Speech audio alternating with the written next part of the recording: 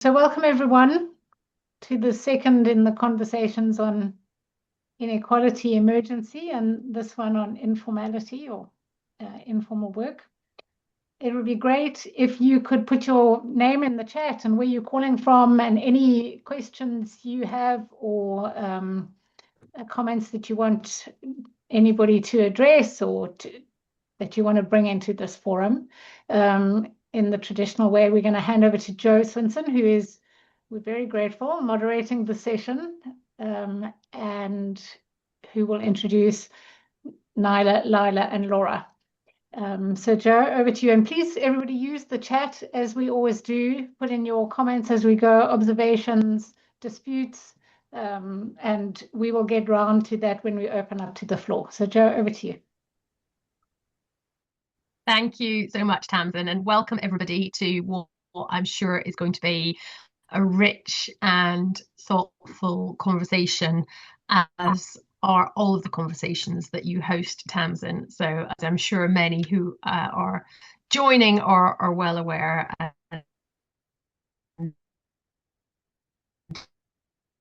regular attenders, and a fantastic set of speakers and people to be in dialogue with one another. The topic, of course, is the invisible economy and exploring those themes of informality and what that means and how it is described and how that is lived in reality. We're going to hear initially from each of the three speakers before we delve into a kind of back and forth dialogue, and then we'll be able to open it up to questions. But I know you'll be active in the chat, so please share your thoughts, things that resonate, things that you're curious about, and we'll have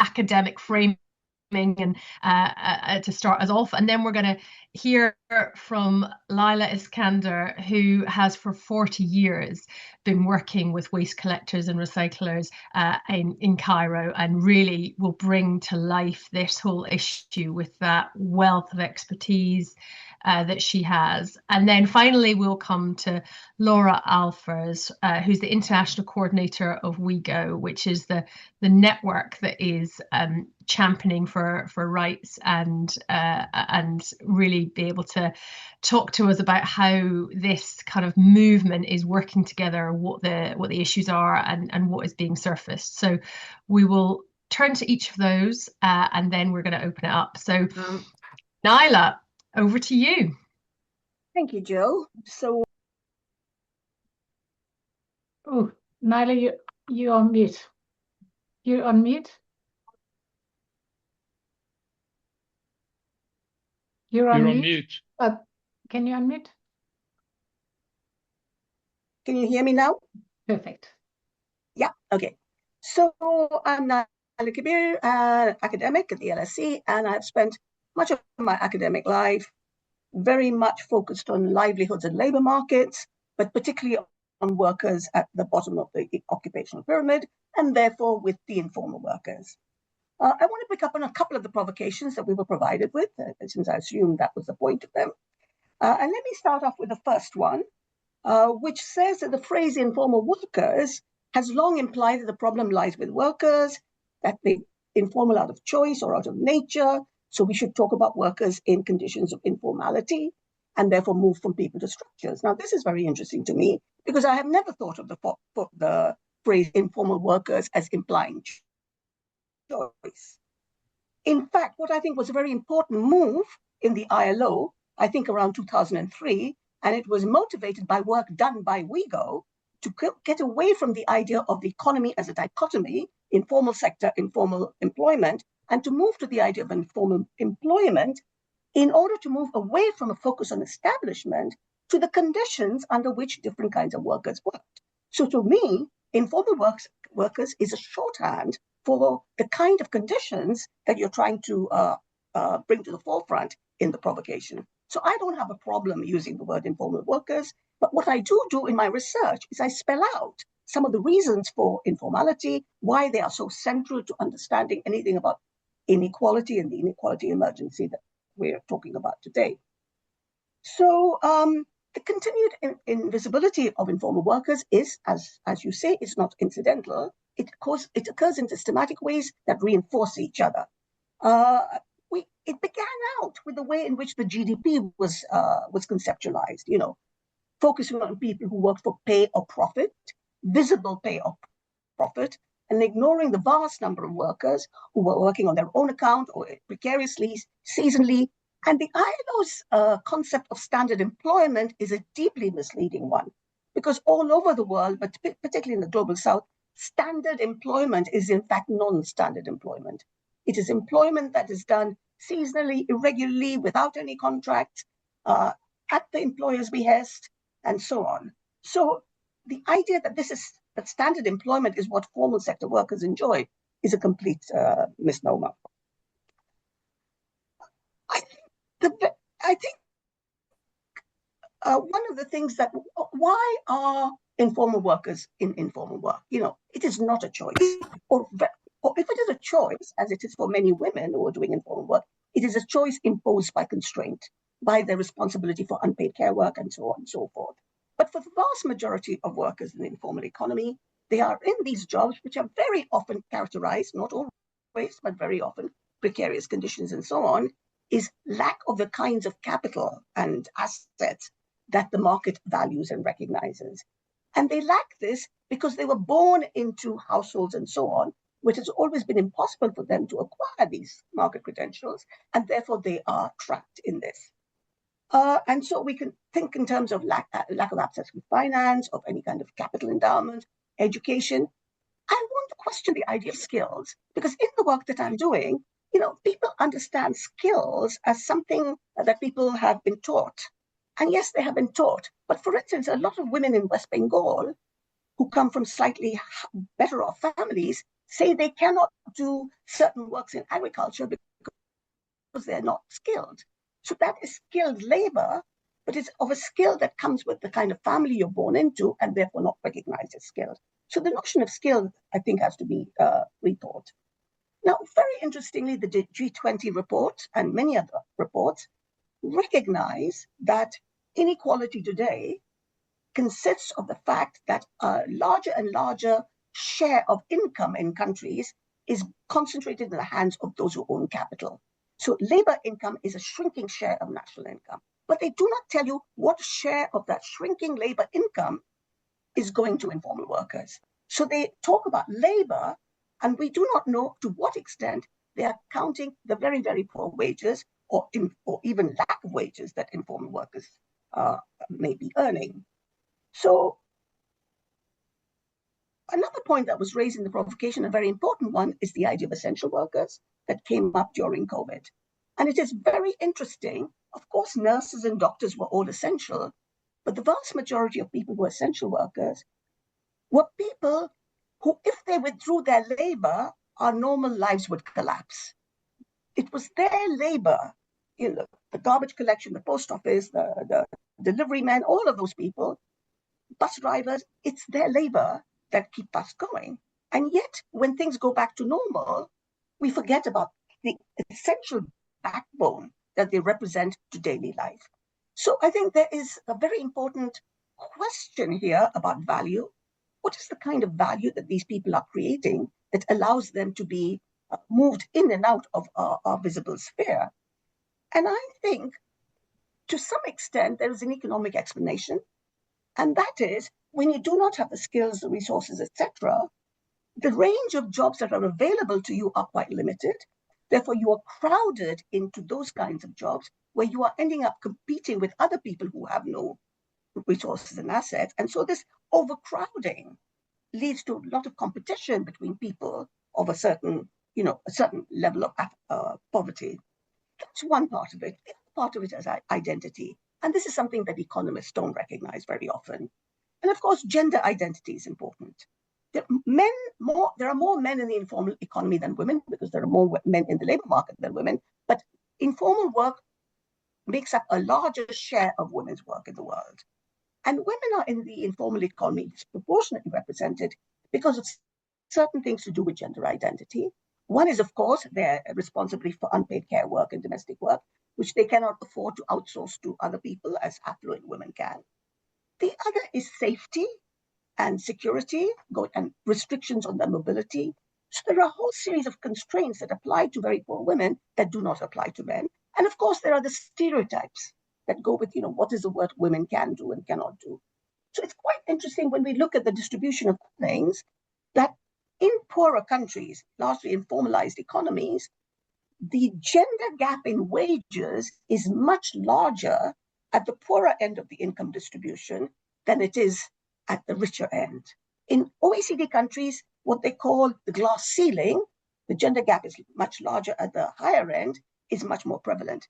But in poorer countries, the sticky floor, the large gender wage gap at the poorer end, and I think sticky floor is a very, very good metaphor, because what it tells you, and the people that I've talked to in the informal economy, they can work as hard as they want, all hours of the day or night. They are not going to escape that sticky floor.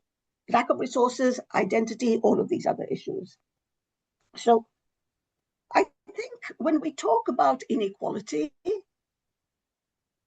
it is a huge gap in the whole conversation we're having about inequality, that we do not distinguish between different kinds of workers and do not distinguish with the nature of the constraints that keep different kinds of workers in their place. And gender is not only the only identity. So I will tell you, if we take paid domestic work is one of the least least desirable forms of work, because you're living in your employer's house, you're at the beck and call, you get paid very little. If we take that as our symbol of the most informalized of informal work, you can look at who is doing that domestic work in any country, and you can say, this woman belongs to the poorest, most marginalized identity group in that country. So whether it's caste, whether it's Afro-Brazilian, race or whatever, your identity and where you are in the hierarchy of identities is what is going to determine what kinds of jobs you do, and domestic workers are very good. But it's not just gender. I think if we look at issues of caste and race, etc., and if we look at, say, income, that it is white people from the upper caste who monopolize the top echelons of the income distribution, and men from the lowest and poorest caste who are at the bottom. The only thing is, even at the very bottom, men do slightly better than women because of not having the kind of gender-related constraints.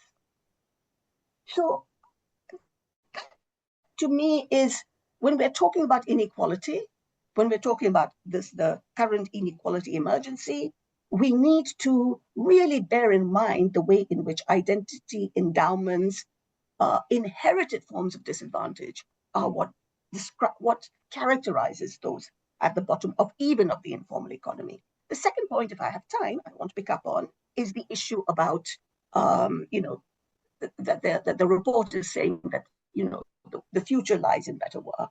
And the provocations very rightly pick up on some of the challenges that we face.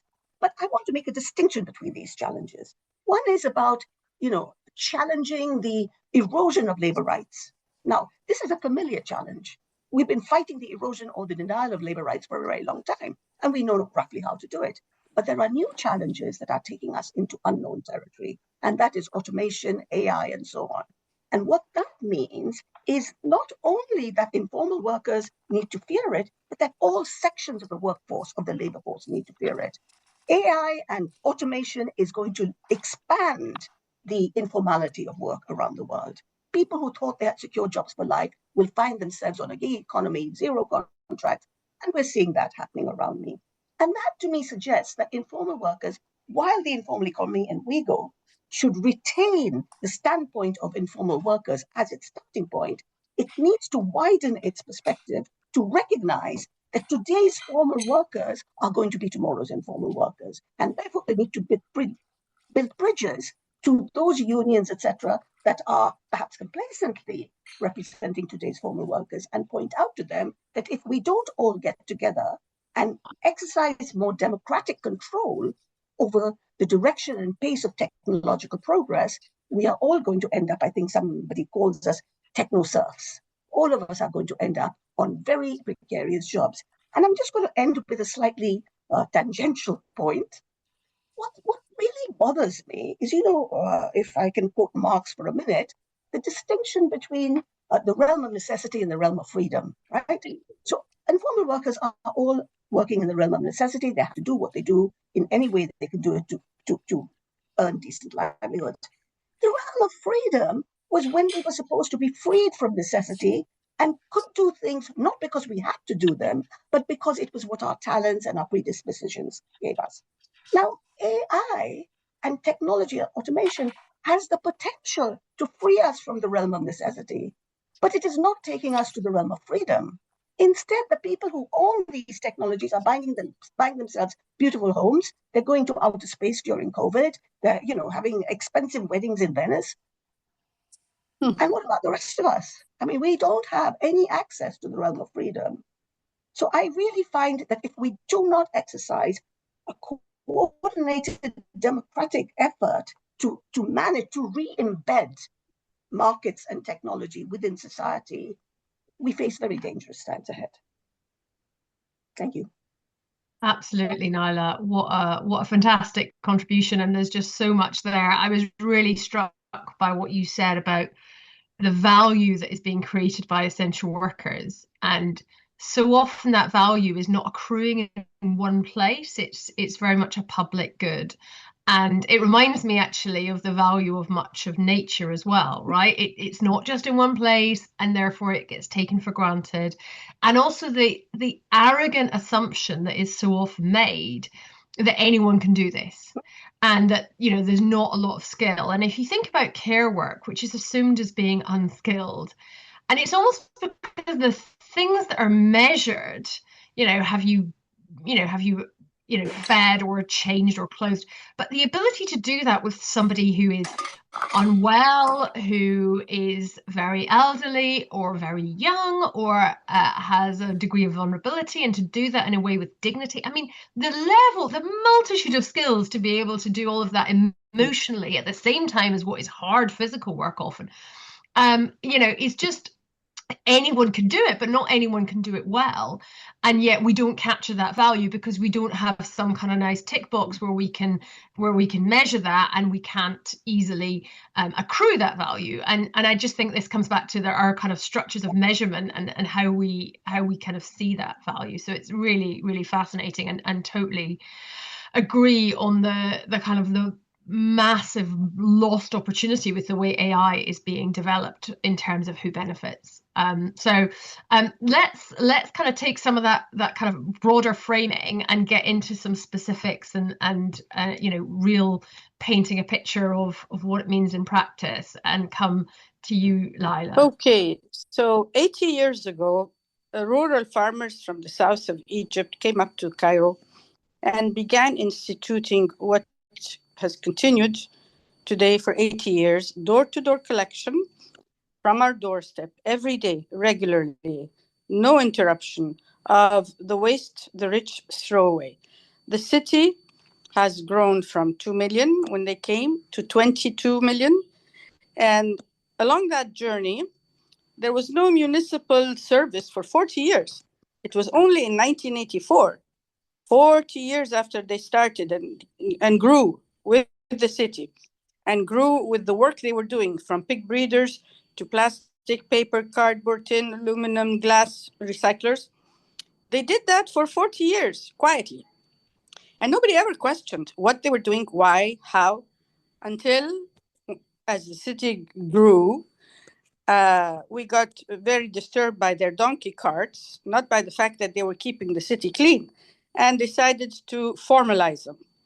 And formalizing them, in the definition of the government, was to determine who they were serving, where, how much they were getting, and to curb their expansion along with the city. So it was a very strange phenomenon. And the way the contracts, the licenses, not contracts, were being managed, in my view, was highly informal, given the opaqueness of these licenses. and the fines and the trucks that were being impounded, everything was informal in the way the government was managing that informal system. So it makes me question, what is formal and what is informal? It's not just COVID. For 80 years, these people have been protecting us from cholera. They have been our public health agents. Uh, and of course, there was an attempt to bring in multinationals and all the rest of it. Along all of that came new departments in universities that were teaching waste management. But when you look at the content of these courses in university, it had nothing to do with the reality of these people who had been keeping our city clean. It was all content from engineering schools from the north. Totally disconnected. And because of that, in part, and because of other reasons, they were never recognized, never given land to do their work properly, electricity, because boy, did they invest in compactors, granulators, pelletizers, agglomerators, warehouses, trucks. They have invested billions of dollars in improving their business. And as the price of oil goes up and down, the price of plastic does also, but they learn how to channel the materials to different markets, different prices, one sometimes making windfall profit, sometimes making zero profit. They have adjusted to market fluctuations in a manner that no formal business can adjust to. So this whole story makes me wonder, why do we still keep calling them informal? I'd much rather call them essential, unrecognized investors in the local economy, because what they've done with their money is investment par excellence.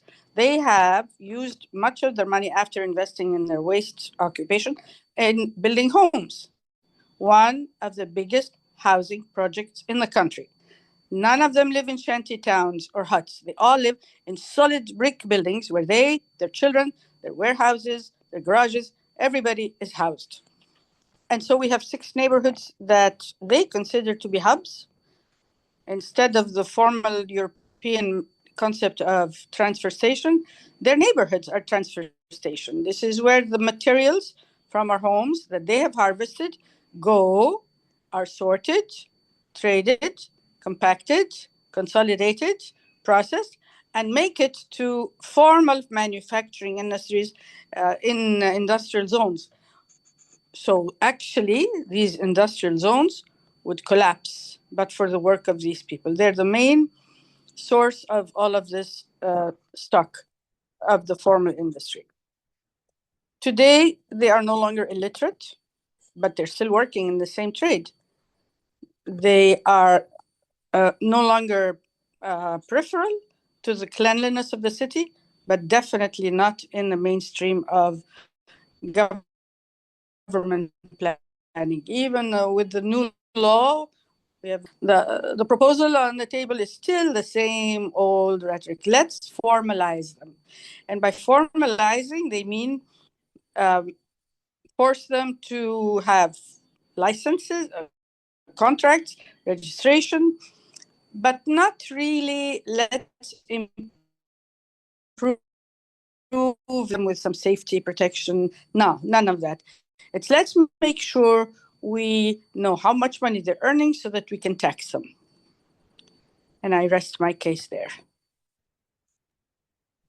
Thank you, Lila. And absolutely, that double standard just really driven home by, what is the intention? What is the motivation? And this is not with people's best interests at heart.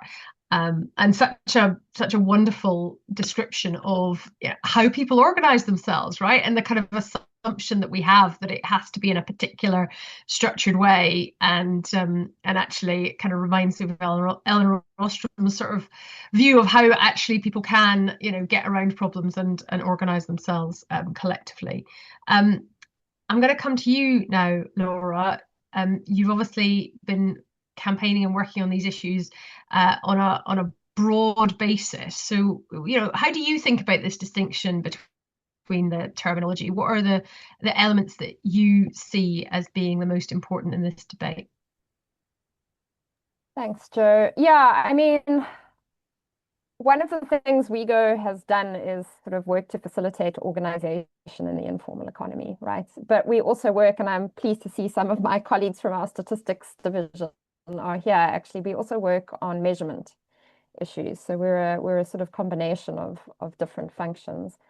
And I think what's always interesting to me is that in terms, and it was very clear in Nyla's sort of discussion, is that when we need to think about measurement, we do need to think about different types of workers, right? We need to think about distinct categories. We need to think about who is informal and informal and what their status of employment is. Are they self-employed? You know, where are they in the economic structure? How do they relate to the economic structure? We have to create frameworks for that. If we're going to measure, which needs to create boxes into which people fit. Otherwise, it's very hard for us to get measurements. And you know, WeGo's worked for many years with the International Labour Organization on trying to build the statistical base around informality.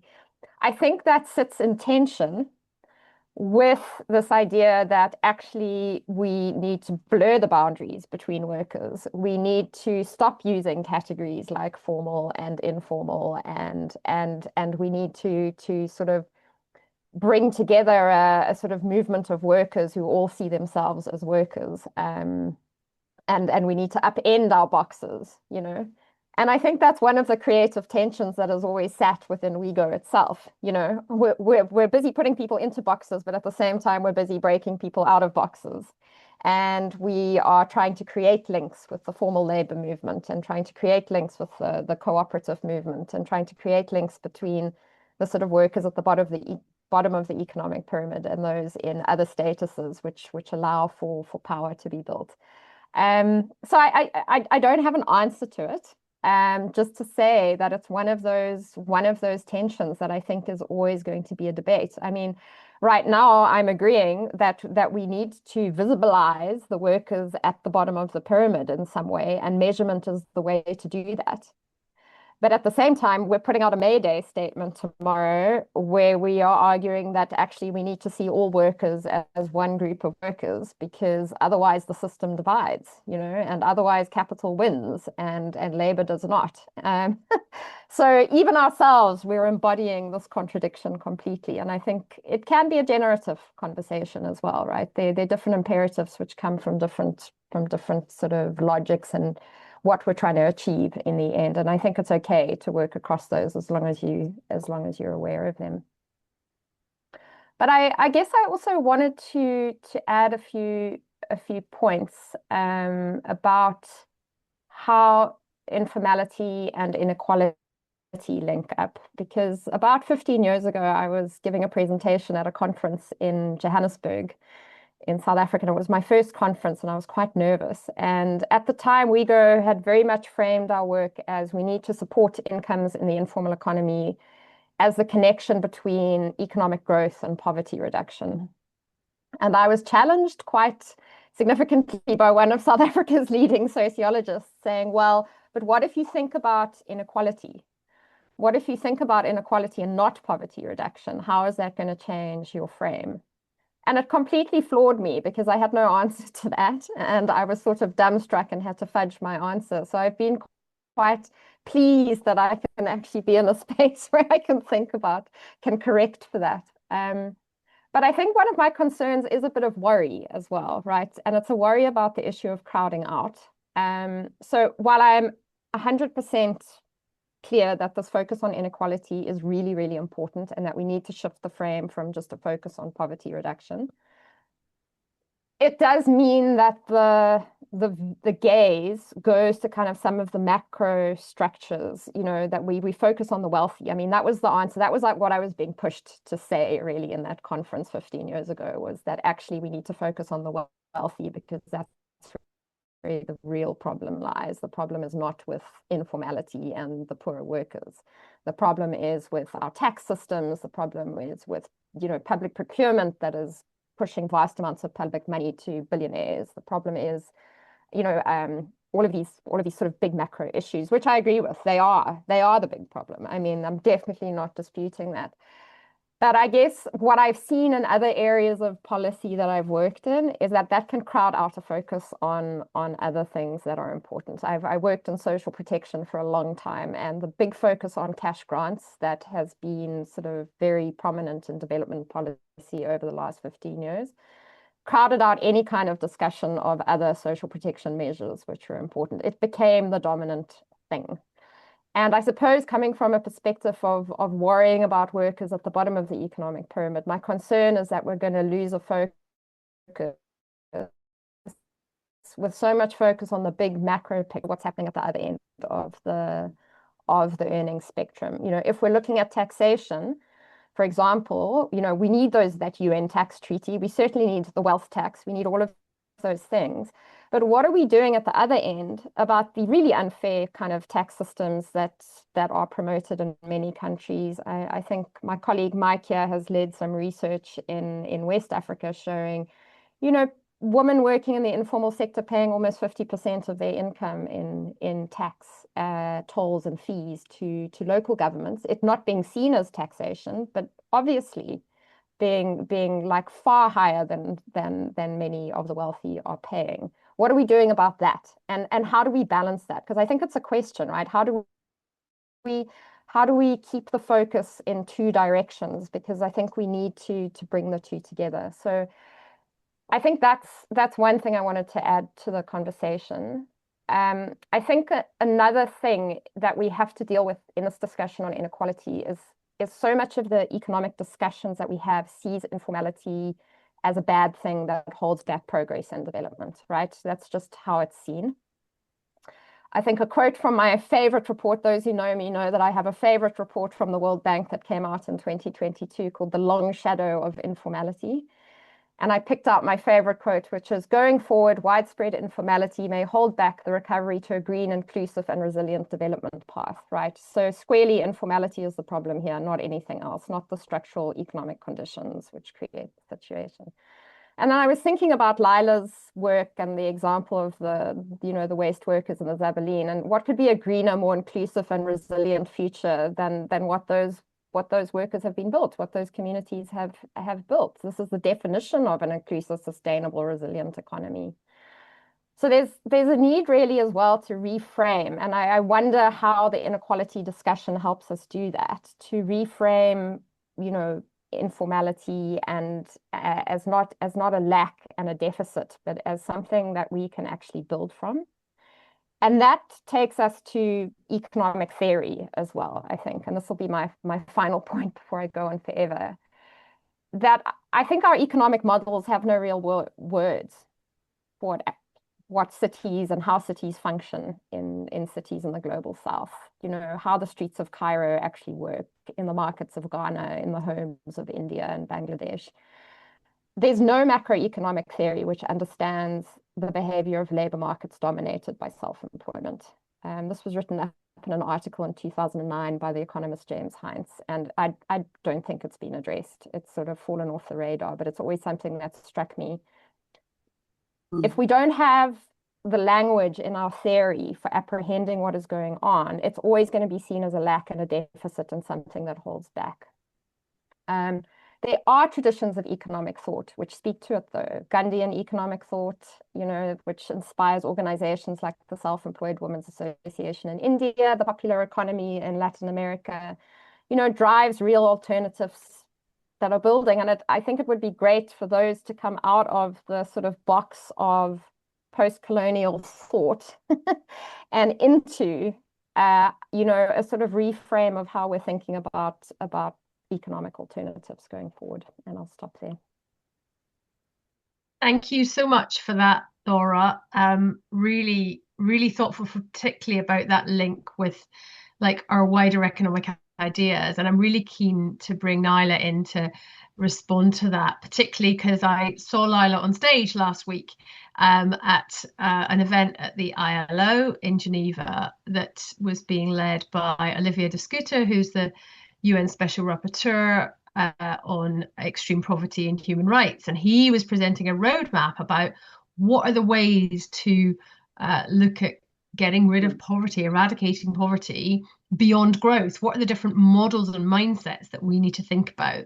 Yeah. And Nyla was obviously talking about her work on the UN high-level expert group on different ways of kind of how we value, is GDP, what do we do beyond GDP? So, what can you contribute and respond there, Nyla, on how economics is changing or needs to change to adapt to the realities on the ground of where value is, how it's created, whether it's formal, whether it's informal? Yes, I'd like to do that. Let me just pick up on something Laura said. And I also find myself, in fact, even within the Institute of Inequalities at LSE, find this tension between those who would like us to focus on extreme wealth and those of us who will not let go of the people at the bottom. Yeah. But I would prefer to see it as complementary, because actually I need those people who work on extreme wealth and the destructions that they have created in order for me to position the people that I am focused on, the very poor, and how their situation is deteriorating, concentrations of wealth at the top. So I think we should not lose sight of the people at the bottom, but we should be able to link that, if you like, the micro picture to what is happening. But the wealth people are also micro pictures. These are individuals who are very, very rich and who have made their money through nefarious and legal and other ways. And we need to know that and to publicize it. So I think this, the poverty map for eradication of poverty, I think is a part of that. And I think what is very interesting about that report is it contains a great deal that we find in the G20 report on inequality and a great deal of what we find in the Beyond GDP map, right? And what I think the Beyond GDP panel represents is the fact that people are, speaking for myself as a member of the panel, I think we need a better measure of GDP because it is the means. These are the means, the resources that are at disposal, but they do not tell us how those means are used. And what Beyond GDP is doing is telling us that if we do not tick the boxes on health, education, poverty, inequality, safety, security, sustainable growth, what's the use of having high levels of growth, high levels of GDP? That's useless. The only value of GDP is what we can do with it. And if we don't measure what we can do with it, and that includes issues around labor standards, working conditions, and it includes the very poor. So you will be pleased to know, although I don't know if we're supposed to go public as yet, but nevertheless, you will be pleased to know there is very explicit focus on multidimensional poverty and on conditions of work. So I think that beyond GDP, like the momentum around inequality, represents an international momentum of unhappiness with the way that the world has gone. And even though these oligarchs that own AE and all that have the power to shape popular narratives of where the fault lies, I think we all know where the fault lies. But what we need to do is to come together under different umbrellas. So Beyond GDP panel and what it's suggesting is one such umbrella. WeGo is providing another umbrella, but one that should also be talking to these other groups. And the G20, International Panel of Inequality, as long as it is not only focused on wealth and income inequality, but also looks at socioeconomic inequalities. And in all of this, I think inequality, poverty, and insecurity, I think that is the other dimension. We've lived with inequality for many, many years. We're now talking about inequalities rising to the years of colonialism. But it means that inequality has always been there. But today's inequality gives rise to precariousness and crises. The climate crises, monetary crises, the pandemic, which is also a product of, commodification and encroachment into nature. So I think we live in very, very interesting times. And what I find optimistic, what I feel optimistic about, because otherwise why would we wake up every day, is the fact that so many different voices in so many different parts of the world are coming together. And I just heard about the patriotic millionaires. And now here's an interesting concept. Millionaires who want to be taxed. who are open to having their wealth redistributed for the common good. That's not something we would have heard of maybe 10, 20 years ago. So I think even the millionaires are realizing that we live in a very unjust and unsustainable world. So I really feel, and to go back to Laura and to cheer her up, I think I cannot let go of my concern with precariousness. And you know what is interesting? In late 1980s, I was asked to do a participatory evaluation of what does poverty mean to poor people. And one of the indicators I suggested was how many meals, did you eat yesterday? Or did you have more than one meal yesterday? Today's newspaper, The Guardian, is carrying news about how many families in Britain are going hungry, are not having enough food. Who would have thought, that an indicator that worked for Bangladesh those years ago is now coming home to roost in Britain? And Britain is not a poor country. So I'm going all over the place, but I think what I'm trying to say is the macro and the micro should link up, and it is our job to do the hard work if the macro people won't do it. But I think we should not lose sight of the way the macroeconomic environment is organized at the moment is giving unbelievable amounts of wealth to the very rich and depriving middle income and very poor people of even the security of a job tomorrow. So I think what I would like to see is, unity across all the different segments that we work for. It's a really, really interesting point about the momentum and bringing people together. And I think there is, and I think it is related to the point that you raised also about that, even in a country like the UK, those outcomes of the unequal model that, the UK, we have exported to so many places, actually is hitting home, and that's obviously not only in the UK, but there's so many countries, and it's the same with debt crises, which have been absolutely very familiar with so many countries, and we now see among many rich countries, increasingly this is a big issue too. And so that it's depressing perhaps that it takes that. But perhaps the point of hope is the potential for greater solidarity. I wanted to come to you, Lila, and just ask how that feels. You've followed this movement across 40 years. What change have you seen within that time about how it has been perceived? Obviously, there's been the arrogance of people coming in and thinking they could do it better. But do you see amongst the public a change? Do you see a sense of unity and signs of momentum, or do you see a bleaker It's picture? a mixed picture. At the local level, in cities around the global south and emerging markets, people are beginning to understand that their clean cities and public health are linked to this important work of these people. But the predominant narrative of the government and of international discourse is still so loud. And in parallel to that, there's a very hypocritical game going on at the international level. I'll explain this to you. There is data about how industrialized countries in the north export their waste to countries in the south. Clear data, quantified. And the routes are known, and there's no denial.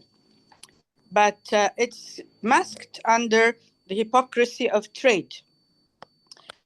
And the receiving countries allow this for a number of reasons. One, it's because it provides their people with work, and sometimes they get carbon credits for it, whatever.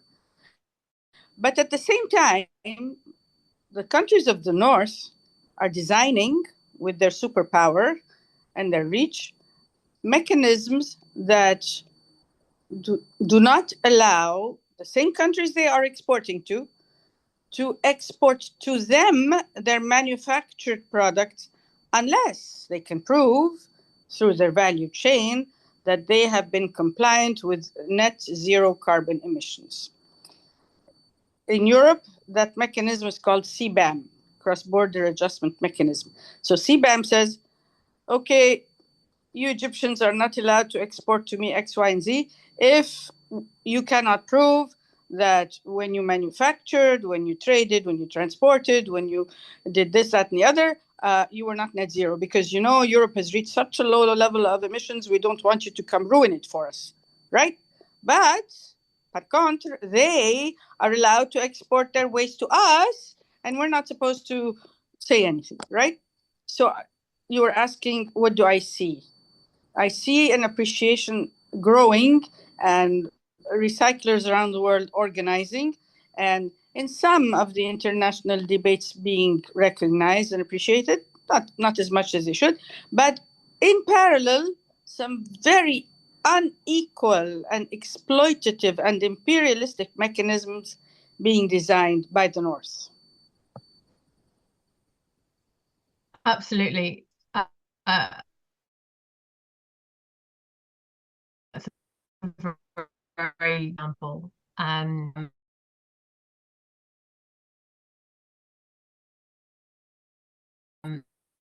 Taking into account that, you know, outsourcing you know, of anything that is deemed to be slightly problematic, and that double standard is then just coming back as well. And so I think even I think even not properly part of the debate and the discussion, right? So I think, you know, some of the politicians who are, you know, putting this forward are doing so with good intentions, but with very little appreciation of the, you know, of the full extent of the issue. And I think the visibility of that is really important.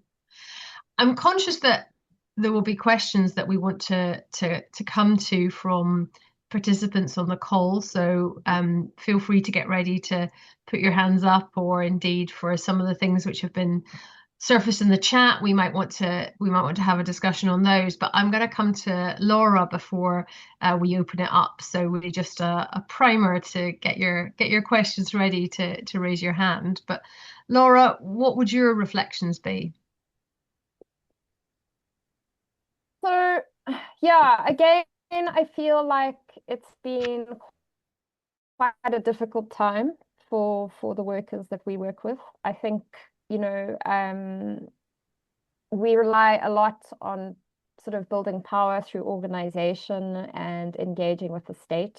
And I think there's been a real sort of the rise in authoritarianism, the closing of civic space that we see in many places has really made it hard for the workers we work with to leverage whatever small gains that they've made. And some of those gains are not small, some of them are big. So it does feel like a difficult time. And, you know, all of these shocks the world is feeling now. I mean, we do a lot of work to try and monitor how these global shocks are being felt by workers in the informal economy. So we did work on COVID. We did work on the 2008 global economic crisis. We're currently running a study looking at climate shocks that are happening and how that is being absorbed by workers in the informal economy. And it's dire, you know, people are really, really struggling. And the answer, you know, the answer we always say is to organize. But when people are struggling, how do you organize? How do you have the time for organizing? Because organizing is really, really difficult. And it does feel like the structures of power are stacked against us. So, I mean, I agree with Nyla that it is about the micro and the macro. We do have to understand how the micro experiences are being sort of shaped by these bigger macroeconomic forces. I think the thing that gives me hope is the fact that as circumstances get worse and harder and more difficult, that does create a space for more solidarity between organizations, because, you know, workers in the informal economy on their own are always going to have a sort of limited power to change things. We've always found that the biggest changes that have been made are in coalition and in alliance with others. You know, the waste pickers working with the environmental movement, domestic workers working with the labor movement. And so I think the space for solidarity is opening up. And I think the hope is that even if things are bad, you can maintain the sort of fabric of society in a way, right? Which allows us to, which allows the sort of push for change to erupt at certain moments when space allows it to again. And I think that that's really important, and certainly something that keeps me hopeful that we will re-embed the economy in society again. But of course, it has to come with struggle, as it always does. Yeah. Absolutely, a lovely kind of thought of hope, something different, even though it is for sure difficult for people to find the space to do that. I've seen some really interesting kind of chat, and in the absence of anybody with a hand raised, they'll feel free to use the raise hand function and we'll bring you in. But I actually wondered whether Federico might want to talk a little bit about the comments that are in the chat right now.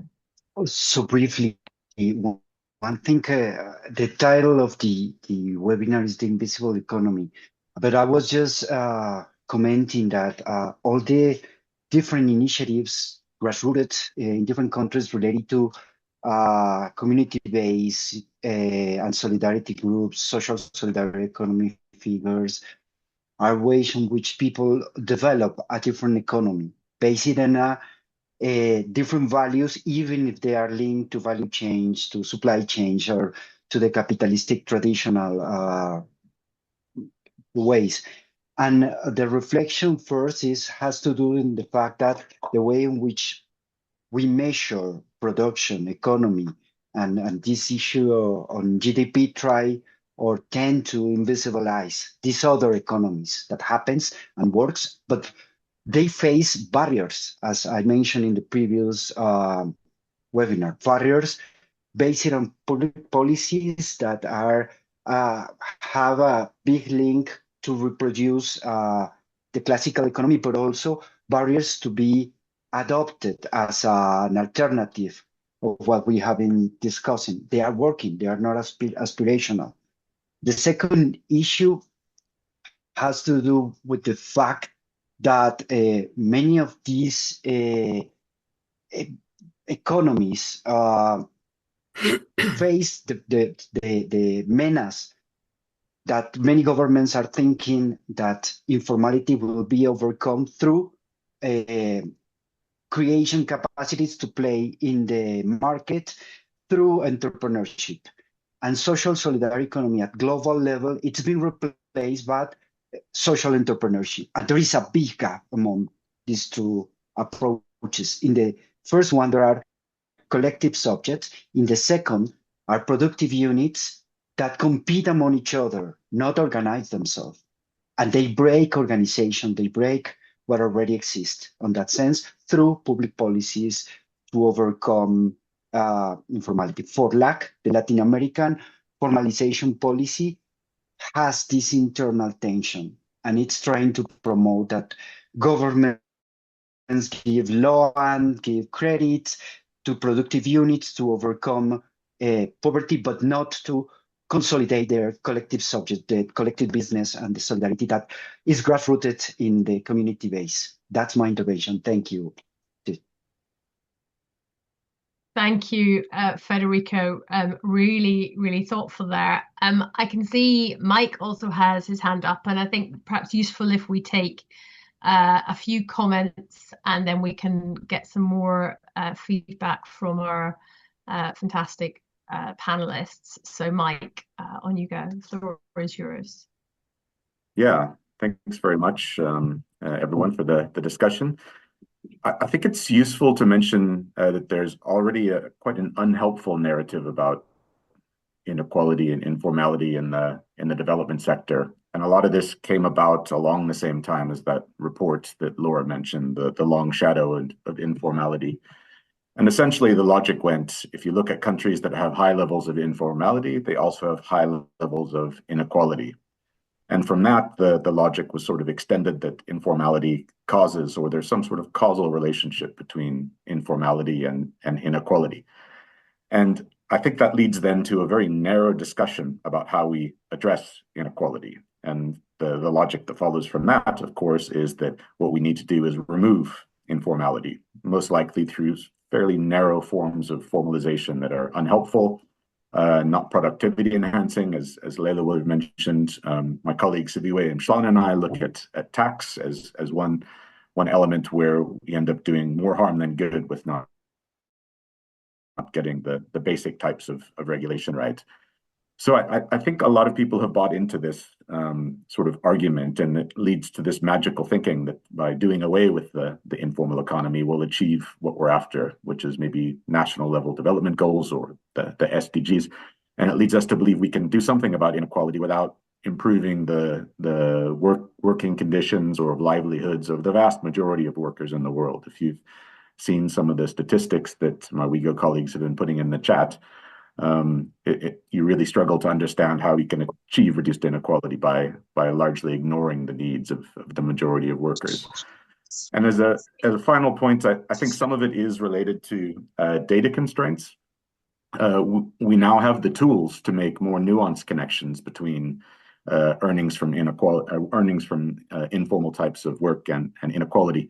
But we don't have good data to which we can apply these statistical tools. It's difficult to find comprehensive national micro data sets which give us information on total household income and different types of employment in the household. And without that, it leaves us a bit hamstrung in order to show the other side of the connection between inequality and informality. And if I were to leave something to the panel, it would be an open question. How do we emphasize this other side of informality? How, without the earnings and without improving the livelihoods of informal workers, we would be able to tackle inequality? It does leave us focusing on the top, wealth inequality, wealth taxes, and things like that. But I think, as Prof. Kabir pointed out, those two are not mutually exclusive strategies, but it certainly feels as though the strategy of building up from below receives far less attention than it should. Thank you. Thank you very much, Mike. And I'm just going to come to, in order, Nicola, and then Nash, and then Andrew. So Nicola, over to you. Thanks so much. And my point is that particularly the stories of Naila and Leila, they really raise, for me, what I consider to be perhaps a working hypothesis for my practice, which is that these stories of informal success possibly speak to the presence of other forms of modernity that coexist, modernities that are indigenous to Africa or to India or beyond. These would have evolved very slowly over millennia. They're often informed by animist beliefs, and the need to manage uncertainty. They were in response to an increasingly uncertain context as a result of agricultural and other practices. And my sort of awareness is that obviously they were crushed by colonialism. They were further crushed by globalization, but they did not fully disappear, and that they still underlie the structure of many of these informal or second economies in post-colonial society. And if we're going to be formalizing these systems, we are eroding precisely what made them resilient over millennia, and in the face of extraordinary repression and often erasure. And if we don't learn to see these older modernities, we would then continue the erasure of indigenous knowledge, or at least whatever is left of it, despite our good intentions. So I'd love your reflections on whether that aligns with perhaps where your thoughts are going. Thank you, Nicola. I think a really, really fascinating point. I'm going to come to Nash and Andrew, and then back to Naila, Leila, and Laura. Thank you, Jo. I'll try to be brief. I just wanted to express appreciation first to the panelists for the wonderful questions that you also leave us. And I just have 3 very small points. The first is about language and framing. I think because some of us are trained in the social sciences, we forget how much our language and how we name things actually influences how we imagine things. So for example, the use of words like invisible, shadow, it really names something that is not real. Because if you come to India, if you come to the Philippines, if you come to any of these countries, you won't say that these economies are invisible. They're very visible, but the language we use in the policy spaces invisibilizes them. So that's one. And second, I have this feeling sometimes that we really come to look at economic growth in almost a cultish way. Like we all worship in this church of economic growth, which seems to excuse all the harms. And we don't ask anymore, who is the growth for? And this beautiful dilemma that WeGo has about measuring and kind of not measuring also, I don't think it's a dilemma, because it only becomes problematic when the people who are measuring it are using it in nefarious ways, like tax the workers, and this logic of economic growth that seems to be pushing us closer to death, in all possible ways, right? Life is no longer allowed to be because of our economic systems. So I wonder, can we also imagine economic growth that is actually, geared toward making us live better and longer together? And the last thing I'll say is about the scale, the question of scale. Tied to this idea of economic growth has always been that we have to scale our economies. Whereas in my organizing work with street vendors, I see that a lot of creativity happens actually in communities in a small way. And this reflects also other indigenous practices. And as I was thinking of solidarity practices, the Anishinaabe concept of sintering comes to mind, where, how do we also live within our differences, but also recognize that we do share a world, which is not something we talk about in labor spaces, for example. We're so concerned with labor rights, but what about the other beings that allow us to also live? We don't include this in our economic thought. So I just wanted to offer these as reflections. Thank you. Thank you, Nash, so much there. I love your analogy of economic growth as a cult, in that way where it's almost like that unquestioning, and even where there's so much that seems obvious about the contradictions, we sort of almost refuse to see them, both in terms of our own well-being and lives, and indeed, as you rightly highlight and lift up, the lives of the other beings of which we share this planet, and indeed which we are interconnected with, and which we depend on too, and that we're not living up to our side of the bargain in terms of them being able to depend on us. So yeah, really, really thoughtful stuff there. Andrew, over to you, and then we'll come back to the panel. Thank you. Thanks for this discussion. I'm a trained economist, so I'm fully qualified to tell you exactly how the world doesn't work, and hence my comment earlier that to just truncate the presenter who said, no macroeconomic theory fits, etc., etc. In fact, no macroeconomic theory fits. Full stop. New line, new paragraph. Nash, you've beaten me to the punch, but yes, we live. When people tell me that they're not religious, they're 100% right and 100% wrong. If we exist within this economic framework, we are religious because we believe in spirits. We have a Vatican, we have heretics, we have high priests, we have scriptures that all delineate a fiction that we live in, but we can't break out of it because everybody's living in it. So as I hear this discussion tonight, I'm drawn to the idea that is the problem that informal workers lack value, or that our systems lack the imagination to see their value?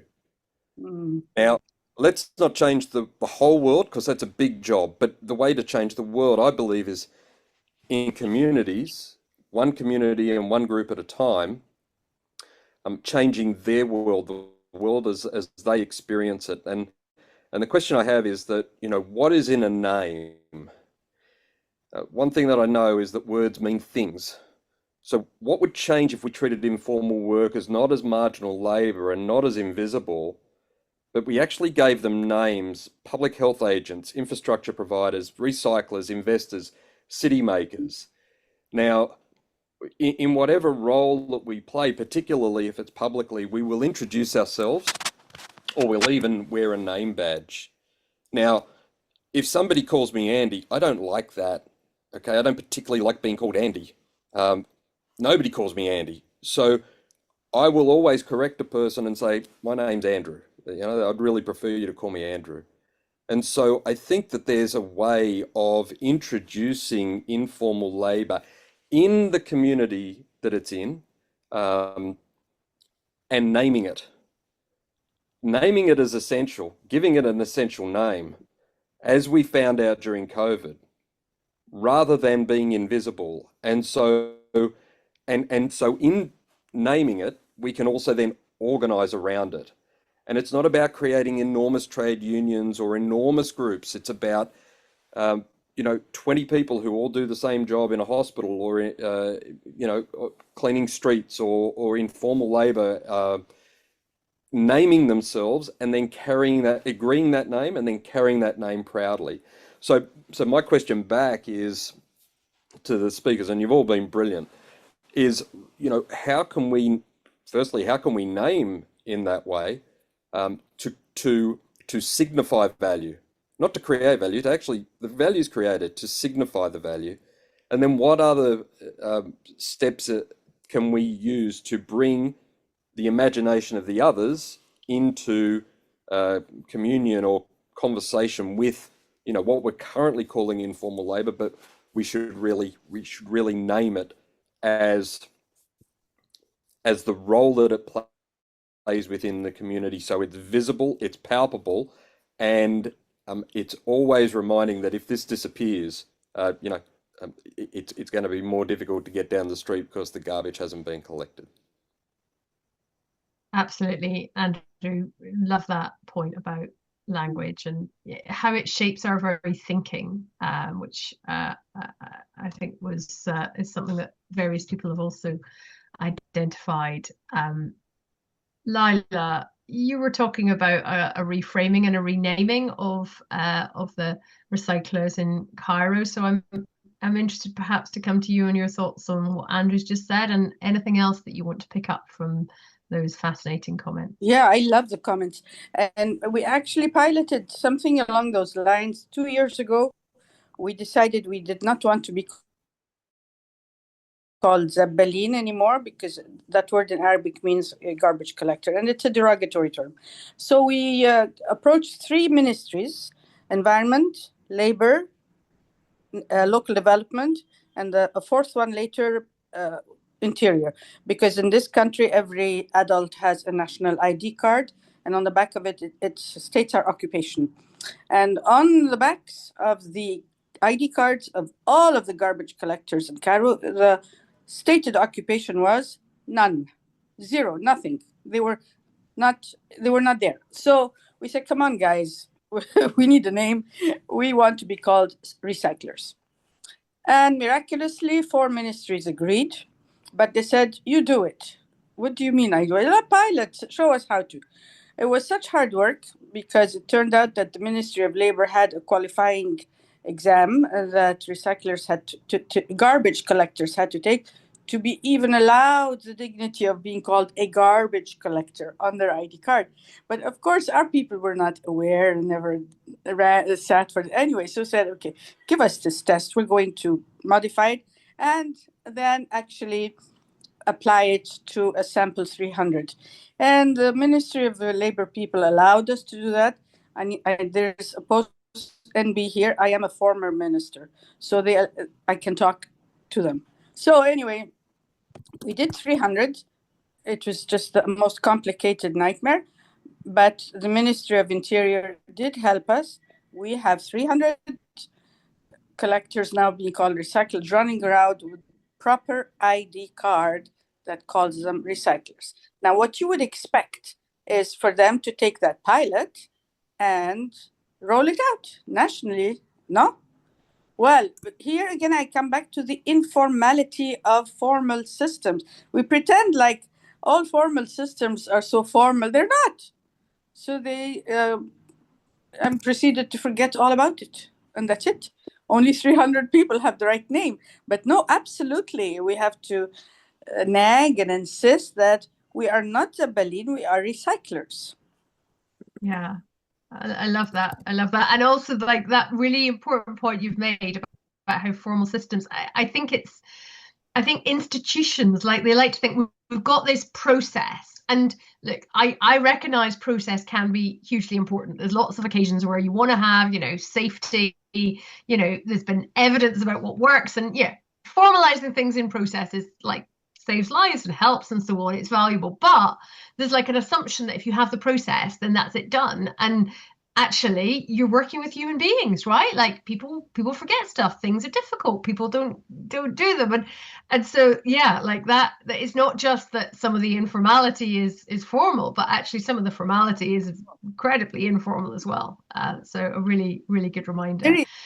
Mike's comment about if we had data about the livelihoods, the income, the graduation of people from this to better, I think there is some data, because if nothing, the organizations, especially in Latin America and in India, that have brought the recyclers together, they do have numbers of how many people have trucks, compactors, palletizers, markets.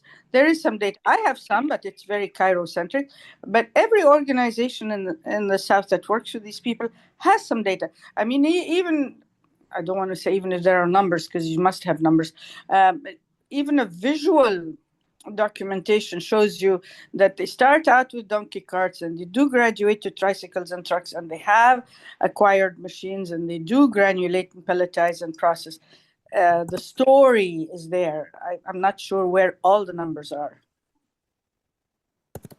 Right. And I'm going to come to Laura now to take from that wonderful menu of contributions some inspiration to bounce off from. Yeah, I've got so much to say. I was just thinking about, Mike's provocation and Lila's response as well about data and stories. And because we spend a lot of time thinking about, well, how do we show the value of informal work, Andrew? And I think your point about naming is really important. I think we made the decision to talk about informal workers because we wanted to show difference, that there is some difference here that needs to be addressed. But we do spend a lot of time talking about naming, and I loved your suggestion of city makers, because we work with urban informality, and it's the street vendors, it's the waste pickers, it's, these groups they keep food systems running, they keep the circular economy going, they keep transportation going.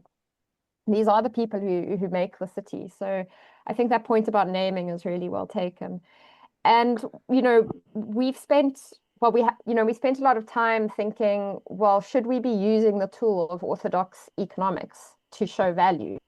Should we be applying those tools of data analysis? And in some cases, we have tried to put monetary values to what is being produced in the economy and so on and so forth.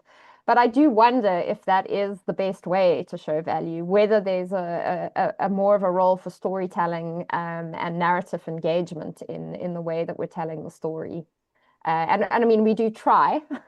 So, we had a massive campaign around essential workers during COVID, essential for recovery, the sort of narrative change element. But I think that that's a really interesting provocation is, do you use the tools of orthodox economics, or do you go completely the other way, or do you try a combination of both? What's the strategy for actually creating change? And Joe, I mean, I'd be interested to have your thoughts on that as well, because I'm sure that's what, you're really engaged in too. There was another point that Nicola made, which I think is so important about this crushed by colonialism point. And I was at an economics conference in March in Colombia, and we were talking about the Self-Employed Women's Association in India, right? Who really do, I think, come at this question from both from quite a sort of post-colonial viewpoint of like, we need to decolonize the economy, right? They're inspired by a sort of Gandhian idea of and they spend a lot of time organizing workers both into trade unions and cooperatives, right? The belief is that you have to have both to create change for these workers, that it can't sort of be a standard trade union model. And so they have this federation of cooperatives, which federate because that's how you create power in the market, right? Small cooperatives are not going to do it on their own. But it is that thing about also how our cities have been structured, how the regulations and rules of our cities have been structured to crush that. So I spent a lot of time working in the National Archives in Ghana many years ago, and actually in the sanitation court, the sort of cases in the sanitation court in the late 1800s, early 1900s in Accra, they actually changed the sort of standard way of referring to people as he to she, because so many women selling food on the sides of the roads through indigenous food systems were being persecuted under the nuisance rules and under the public health rules, under the sanitation and public health rules of the local government. And it's just very clear, and I was making this point earlier to Tamsin and Jerry, that it's not that people aren't in the systems of the state. They are in the systems of the state. It's just on very, very, very adverse terms. And so, you know, what are we talking about when we're talking about formalization? Is it about inclusion into state systems? Because formalization is all about like, let's incorporate, these people are excluded, let's incorporate them into the systems of state. But in many cases, they have been included into the systems of state just on these terrible terms. And so actually that's kind of part of the struggle, is to rethink, you know, is there a formalization that includes people on their terms? You know, is there a form of inclusion into state systems that where the direction of power works in the opposite ways? And again, it brings me back to an example in South Africa of an ex-colleague, Melanie Sampson, was leading a process to build guidelines for the integration of informal waste recyclers into urban solid waste management. And it was a very, very difficult process with the local governments trying to sort of take power and saying, well, this is how it is. This is how solid waste management systems work. And Stephen Liu, who at that time was in the African Reclaimers Organization, got up and said, hang on a second. We are not integrating into your system. We were here first. We've been doing recycling for ages, long before you cared about it. You are integrating into our system, okay? And so that is the way we're going to, you know, continue this negotiation. And I mean, that's also the power of organizing and confidence building and learning to negotiate. And I think there can be ways that we think about formalization. It's a loaded word. I mean, the word itself is loaded with all sorts of things. But I think that working with systems of protection and support are useful to workers in the informal economy, but it's about ensuring that they have power to negotiate that in more favorable ways. Thank you very much, Laura. And I was really struck by your kind of dilemma, really, about like, to what extent do we use the kind of current economic models to kind of make the case. And it really brought to mind the way in which care is kind of instrumentalized by the economy, and sort of the way in which, like, to show the benefit of all of that unpaid care work, that you kind of come up with these big figures about what it saves the economy each year, or when you're trying to, you know, make the case for investments in childcare, which will also provide early years education, and they're going to just, you know, make things feasible for families. They're going to reduce stress. They're going to, you know, be really important pieces of social infrastructure. But you end up kind of like pinning them on the fact that you're going to get more women back into the labour market more quickly, and that's going to do this for growth. And it really brought to mind Nyla's points about ends and means, right? Like, what is the point? Is the point the growth? And care can help you get the growth. But and so in a sense, I understand that in the current system sometimes, and, you know, at Partners for a New Economy, we spend, you know, our whole focus is how do we change that system. But some of the steps you want to take, you end up having to justify within the logics of the existing system, when actually what you want to get to is a position where care is the point, right? Care is the organizing principle. It isn't about competition. It is that is what we're here for. It is to be, you know, looking after, you know, one another and generating that thriving and in the most generous interpretation. So yes, obviously your immediate loved ones, but your wider community, and indeed that kind of, you know, place, you know, the more than human world that is alive, that thinking beyond what does life mean. I'm currently reading the Robert Macfarlane book, Is a River Alive? And, you know, what's our relationship with those elements of, you know, of the places that we inhabit. And yeah, I also think care is a way of thinking about some, you know, these roles, right? Like if you're a recycler, you're engaging in care work, right? Like that is literally taking care of the things that we have and making sure that these valuable, you know, materials that have been gathered, that have been taken, are repurposed and continue and are not wasted. You know, and it's a sort of move from an extractive mindset to one that is regenerative and literally careful, full of care. And yet when, you know, often the way care is talked about in a political sense, it's kind of this tiny little narrow interpretation of, you know, the paid sector of care work and social care. So yeah, I mean, I suppose my kind of musing would be you sometimes have to make a case in a way that you can win the argument, but you don't want to forget what the real objective is, and how can we kind of hold that with us and kind of you know, slightly usurp the kind of normal narratives to get these new ideas in. So I'm going to come to Naila for your responses to all of those wonderful contributions from Federico and Mike and Nicola and Nash and Andrew, whichever ones you particularly spoke to you that you want to respond to. I'm going to pick up on the macroeconomics one, and you know, macroeconomics doesn't fit, and actually, why would it fit? Because the macroeconomic that we are accustomed to, the mainstream macroeconomics, is based on all kinds of significant exclusions, right? So it excludes unpaid care work. It excludes the ecological resources and nature. It takes no account of the distribution of wealth. And it makes no distinction between those things that contribute to growth and GDP that we would welcome, life-saving vaccines and so on, care, and those contributions to GDP that we would not welcome, armaments, oil spills, pollution, and so on. So it's a very imperfect model of the real world. And I think until we manage to portray the world in all its complexities and build into that macroeconomic model concern with the ends of what the economy is about, what is the economy for, we're always going to be dealing with this very lopsided idea of macroeconomics, which continues to benefit those who are already in a privileged position.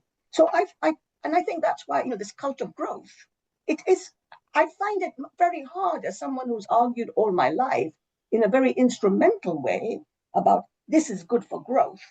And more I'm abandoning that language, and I think growth has been a lie. It's been a lie. And so I talk in terms of human needs, of well-being, of, you know, of all the things that we've talked about here, of dignity and so on. And growth does not guarantee that. It could, if it was done well, you know, we could have a system that grew the things we valued and degrowed things that we don't value. So I think that's one point. On this issue of the indigenous culture and the indigenous knowledge, I think one of the things we can really learn, and it has been eradicated by colonialism and by capitalism. And capitalism values everything that is the opposite of what a lot of indigenous peoples and cultures value. Capitalism values competition and individualism. And indigenous cultures are often based on interdependence with each other and with nature. And if you think of indigenous knowledge, which teaches us how to live with biodiversity, to protect the planet, and then you think of AI, which is the other end of knowledge, And the amount of energy and water it is consuming and what it means for the planet, I'm not sure why we are continuing promoting this form of technology. It is the most environmentally destructive technology, and yet all we talk about is all the kind of wonderful things it can and does not do. So I feel like, again, this is that macroeconomic story of you invisibilize what you don't want to know, and you talk about AI as some of the solution to many, many problems. So I think that's one other point I wanted to make. And data and stories. I think, numbers without stories are meaningless, but stories without a few numbers can just be stories. Your story versus my story. So I would like to see some numbers that help us distinguish between minority views, majority views, frequency, and all of that. So in my own work, I'm a very mixed methods person. And I love stories, and I love stories that tell us about the world that people live in and give us access to a world that we don't live in. At the same time, I do like to draw on numbers, say, well, this many people didn't like this and this many. And I want to go back to one point that was in our provocation, Tamsin. And that was, the idea of moving from informal sector to informal work was precisely about pointing out that formal establishments had vast quantities of informal labor. But there's a tension, I think, when we talk about informality and informal workers between choice and constraint, right? And that is, to what extent are workers in some jobs that are not very well remunerated, not given dignity, or any of those, are they there out of choice? Would they not want to escape those jobs if they could? On the other hand, you can see a lot of workers that simply want better conditions of the work they're already doing, right? So I think we have to always bear that in mind. As I said, I've just been doing qualitative fieldwork in West Bengal, and we asked women and men from all different points of the economic class, and there was almost a consensus that public sector jobs was what they all wanted. Perhaps informal offices, etc.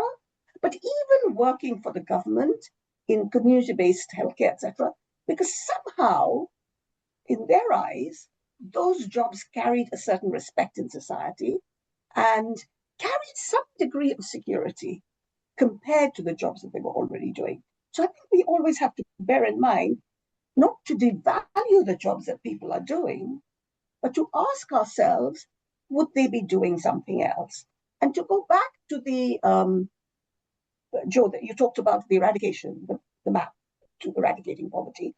I think there are three elements about policy, and it goes again to Laura's concern with the macro and the micro, and that is about policy is about pre-distribution, policy is about distribution, and policy is about redistribution. And why I like all the people who talk about tax and illicit transfers of money is that releases the funding that we need for social protection, for better conditions of work. And that's why I see the two as, I want those people to do their jobs as long as they don't lose sight of how we mobilize the resources that become released when we release them from the filthy rich, let's put it, and make them available to other people. So I think, for me, and in the kind of research I do, the tension between, do the marginalized value the margins, or do they want to escape from the margins? Thank you, Naila. And I think that's a really fascinating note to kind of conclude on it. And it very much links actually to what you were saying about growth. I thought about growing what we value and degrowing what we don't value. And it's the same in this informality. It's not, as is often portrayed, a kind of, simple binary situation. It's all bad. Actually, yeah. What is valued within that? What do we want to hold on to?